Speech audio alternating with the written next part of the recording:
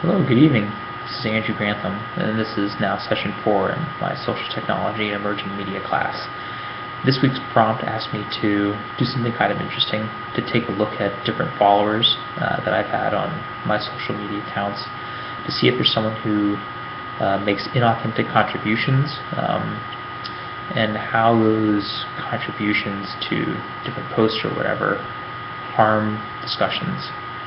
And it was a weird task to go through and try to see if anybody who I've associated with has made what I would consider harmful discussions, and I had to kind of expand my mind a little bit about what that could mean.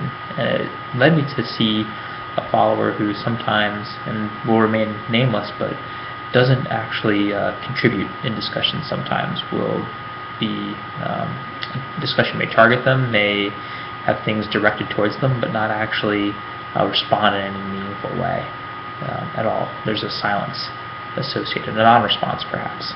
And it was interesting to consider what this non-response actually communicates. And in light of the reading this week, a theme that goes through all of them, whether it is Peter Senge's, Michael Moore, or Brene Brown's articles or TED Talk videos that they presented, the importance of connection and dialogue were key features to being able to expand a knowledge gap, to create innovation, to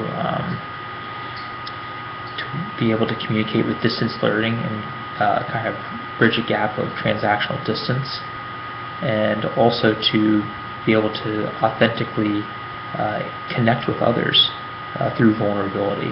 And it's that last point that Brown proposed in her TED Talk that I think is most applicable here, is that the lack of participation, or maybe even the absence of it, the avoidance, it's uncertain which it is, but all that together stifles connection.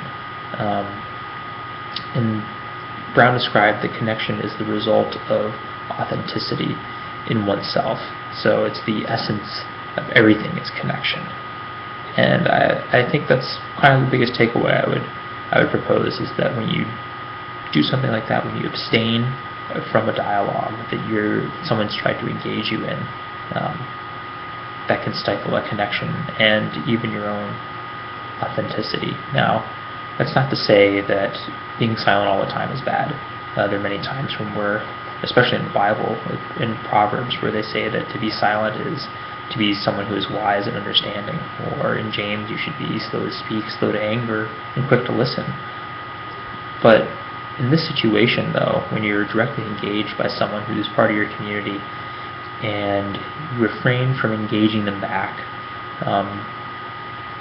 that's one way that's not really necessarily loving someone as you would love yourself.